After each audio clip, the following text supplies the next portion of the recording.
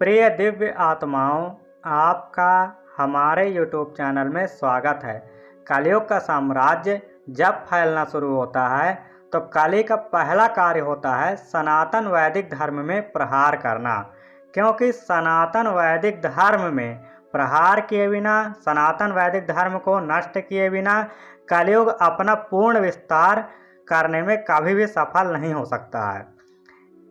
कलयुग को अपना विस्तार करने के लिए सनातन वैदिक धर्म में त्रुटियां, सनातन वैदिक धर्म में भ्रम या सनातन वैदिक धर्म को नष्ट करना जरूरी होता है और इसके लिए कली असुरों के गुरु शुक्राचार्य से सहायता लेता है।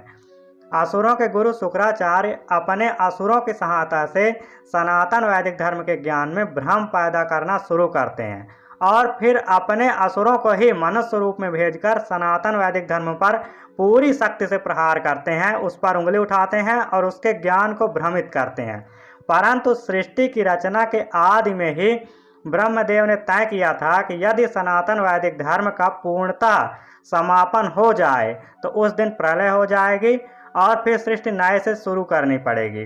अर्थात सनातन वैदिक धर्म जिस धरती से पूर्णतः समाप्त हो जाता है वहाँ सृष्टि रचना पुनः स्टार्ट होती है। वहाँ प्रलय के बाद पुनः वैदिक धर्म की स्थापना होती है और पुनः मनुष्यों को बसाया जाता है। यद्यपि आप पुराने से पुराने चीन यात्री जो भारत में आए, जैसे फाहियान, वेनसांग आदि, उनके किताबों में भी संस्कृत, वेद, सनातन धर्म आदि का गौरव मिल जाता है। ऐसे मैक्स मूलर स्वयं वेद और उसके रहस्यों के बारे में लिखने से खुद को रोक नहीं पाया। इसके बावजूद भी कलयुग में कुछ भी पूर्णता ओरिजिनल रखना संभव नहीं हो सका है, जिसके वजह से अन्य धर्म तो दूर, सनातन धर्म के लोग ही आपस में बहस करते रहते हैं।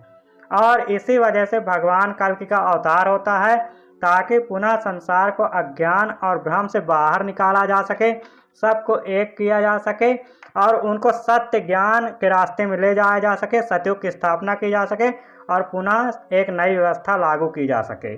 आज के इस वीडियो में हम हनुमान जी ने किस प्रकार सूर्य को निगला था इस पर बात कर रहे हैं।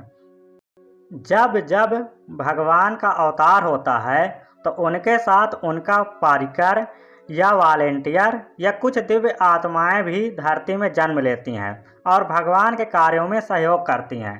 ऐसे ही राम अवतार के समय भगवान विष्णु वैकुंठ में दिव्य आत्मा हनुमान से कहते हैं कि हे प्रिय हनुमान, अब मैं धरती में राम अवतार लेने जा रहा हूँ ताकि धरती में अधर्मी असुरों के विस्तार को रोक दूँ तथा उन लोगों को पुनः ज्ञान के रास्ते पर ले आऊँ ताकि वहाँ सुख साम्राज्य का स्थापना हो सके।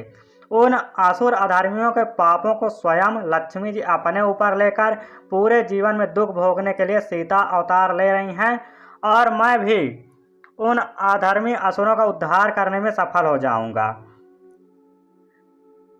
गौतम ऋषि के आश्रम में पली बढ़ी एक अंजनी नाम की बंदर है, जिसको ऋषि की कृपा से ज्ञान और भक्ति की प्राप्ति हो गई है और वह एक दिव्य पुत्र की प्राप्ति के योग्य स्वयं को बना चुकी है। हे हनुमान, तुम उसी वानर के पुत्र के रूप में धरती में जन्म लो और मेरा कार्य करो। हे हनुमान, जब तुम बंदर होकर अपने मन और इंद्रियों को जीत कर सारे सिद्धियों को प्राप्त कर लोगे तो साधारण मनुष्यों को भी इससे प्रेरणा मिलेगी, क्योंकि साधारण मनुष्य बंदर को बहुत तुच्छ समझते हैं। उनकी नज़र में बंदर अपने चंचल मन और मोह के लिए ही प्रसिद्ध है। इसलिए तुम वानर होकर के अपनी इंद्रियों और बुद्धि और मन पर जब नियंत्रण पाकर सारी सिद्धियों को प्राप्त कर लोगे तो वो तुमसे प्रभावित होकर के वो भी अपने कार्यों में सफल हो सकेंगे। कालांतर में अंजनी ने हनुमान जी को जन्म दिया। बंदरों में अपनी संतान के प्रति बहुत मोह होता है, यहाँ तक कि बंदरों के संतान अगर मर भी जाए तो उसकी माँ अपने बच्चे की लाश को सीने में लगाए महीनों घूमती रहती है। भगवान विष्णु ने यह व्यवस्था की थी कि हनुमान जी को वैराग्य के जीवन में ले जाना है। भगवान विष्णु ने यह व्यवस्था की थी कि अंजनी का जीवन काल कम हो और हनुमान जी को जन्म देने के बाद अंजनी अपना शरीर छोड़कर आगे प्रस्थान करें, क्योंकि कोई भी आत्मा इस मायावी लोक में जन्म लेने के बाद माया में फंस जाती है, इसकी बहुत अधिक संभावना पाई जाती है। दैवी विधान के अनुसार हनुमान जी को जन्म से वैराग्य में ले जाना ही भगवान विष्णु का मकसद था। अंजनी देवी हनुमान जी को जन्म देने के बाद ये शरीर छोड़ देती हैं। क्योंकि अंजनी देवी अहिल्या के सुंदर रूप से बहुत प्रभावित थीं, वह उन्हीं के जैसे सुंदर बनना चाहती थी। अतः अंजनी को मृत्यु के बाद दिव्य अप्सरा का रूप ही प्राप्त हुआ है। यहाँ आप एक चीज़ और जान लें कि इस संसार में हर जीव को हर चीज़ के प्रति अपना अलग ज्ञान, अलग नज़रिया होता है और अलग तरह से उन्हें हर चीज़ दिखाई भी देती है। जैसे सूर्य को हम इंसान एक प्रकाशवान तारा के रूप में देखते हैं, जो कि हमारी ऊर्जा का मुख्य स्रोत है, परंतु बंदरों को आसमान में सूर्य एक लटकता हुआ केवल फल दिखाई देता है, जिसको बंदर अमर फल कहते हैं और जिसके खाने से वे सोचते हैं कि व्यक्ति अमर हो जाएगा। और बंदर यह मानते भी हैं कि हनुमान जी एकमात्र ऐसे बंदर हैं जिन्होंने अमर फल सूर्य को खाया हुआ है, इसीलिए वो अमर हैं।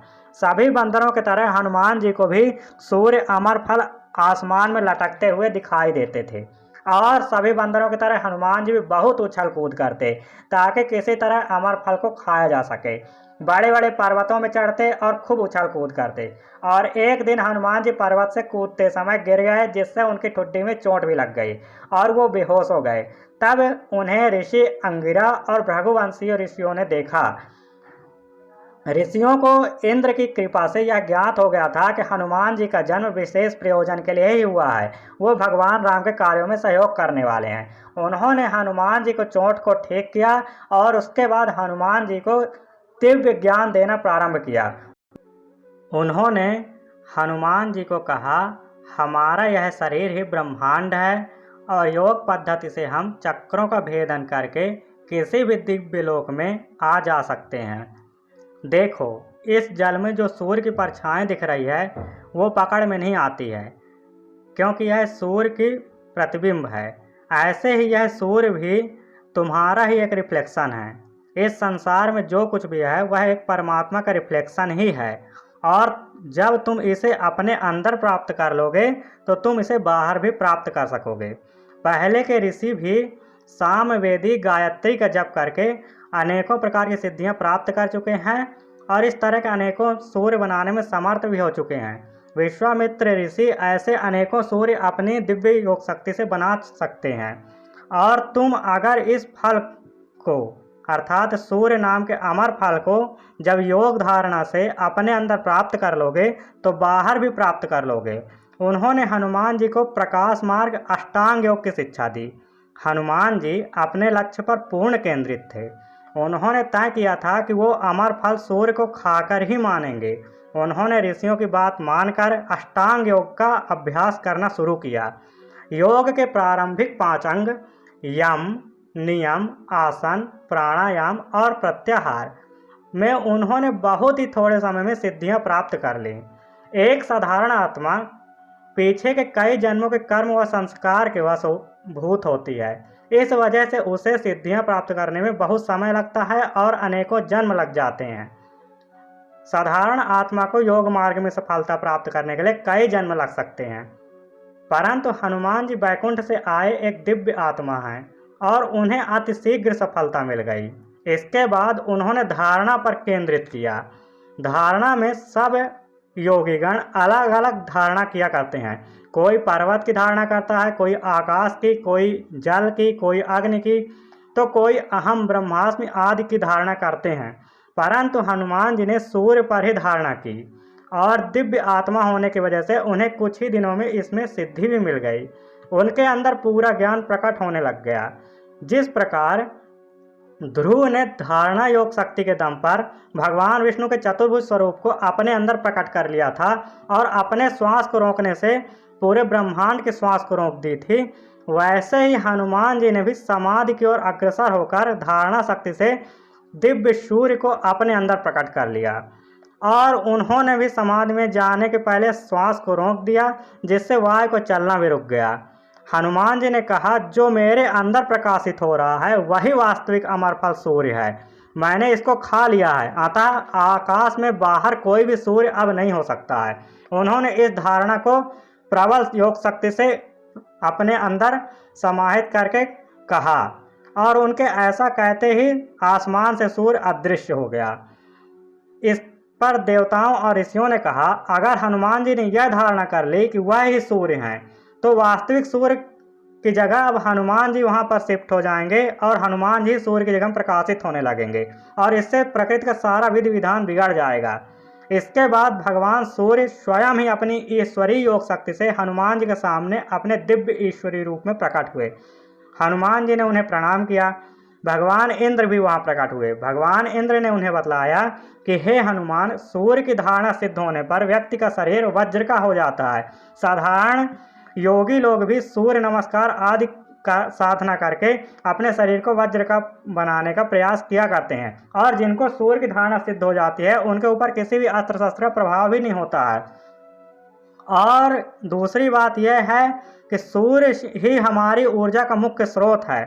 अतः जो भी धरतीवासी हैं, यदि वो सूर्य की धारणा में सिद्ध हो जाएं तो बिना खाना खाए बिना पिए सूर्य से डायरेक्ट ऊर्जा प्राप्त करके अनेकों वर्षों तक जीवित रह सकते हैं। अर्थात बिना कुछ खाए पिए वह हमेशा जीवित रह सकते हैं। तुम्हारा शरीर भी अब वज्र का हो गया है और तुम बिना कुछ खाए पिए अब आजन्म जीवित रह सकते हो। अतः तुम्हारे पास अब अनेकों सिद्धियां हैं। इसके बाद भगवान सूर्य ने कहा, हनुमान, तुमने मुझे अपना केंद्र बनाकर अनेकों सिद्धियां और शक्तियां प्राप्त कर ली हैं। अतः अब तुम योग मार्ग के आचार्य हो, अष्टांग योग को जानने वाले हो, प्रकाश मार्ग के आचार्य हो। परंतु मुझे भी जो ऊर्जा और शक्ति देते हैं, मुझमें भी जिसका प्रकाश है, वह भगवान विष्णु हैं और उन्होंने राम अवतार धरती में लिया हुआ है। अब मेरी आज्ञा है कि तुम भक्ति योग का आश्रय लो और भक्ति योग के भी आचार्य बनो। भगवान राम की भक्ति करो तथा उनके कार्यों में सहयोग करो। भगवान राम ही बाकी की सिद्धियों को आपको देंगे। इस प्रकार सूर्य हनुमान जी के गुरु कहलाए। हनुमान जी ने प्रकाश मार्ग अष्टांग योग में सिद्धि प्राप्त कर ली और वो प्रकाश की गति से कहीं भी गमन कर सकते थे। इसके आगे उन्होंने भगवान राम की भक्ति का सहारा लिया और भगवान राम और देवी सीता की कृपा से 8 मुख्य सिद्धियां प्राप्त कर लीं। वो ब्रह्मांड में किसी भी दिव्य लोक में तत्क्षण प्रकट हो सकते हैं। वो अपने किसी भी शरीर को धारण कर सकते हैं, कोई भी रूप धारण कर सकते हैं, कहीं भी प्रकट कर सकते हैं और अपनी दिव्य योग शक्ति से प्रकृति में कोई भी परिवर्तन कर सकते हैं। हनुमान जी शक्ति में अब भगवान विष्णु के इक्वल हो चुके हैं। हनुमान जी के कार्य कलयुग के अंत तक भक्तों की इच्छाओं को पूरा करना, आत्मज्ञान की खोज करवाना, भक्ति, योग और मोक्ष आदि पे भक्तों की सहायता करना, ये सारे कार्य हनुमान जी के हैं। हनुमान जी जन्म व मृत्यु के बंधन से भी मुक्त हो चुके हैं। वो जब तक चाहें संसार में रह सकते हैं और जो अपनी इच्छा अनुसार कोई भी शरीर भी धारण कर सकते हैं। वो अपने शरीर को ब्रेक कर सकते हैं और प्रकृति से तत्वों को लेकर नया शरीर निर्मित करके उसमें प्रवेश करके रह सकते हैं। उनके पास सभी दिव्य योग शक्तियां हैं और सभी ईश्वरीय सिद्धियां भी हैं। आशा है कि ये वीडियो आपको समझ में आया होगा। चैनल से जुड़े रहें, आगे हम अन्य राशियों को समझने का प्रयास करेंगे। तब तक के लिए आपका धन्यवाद।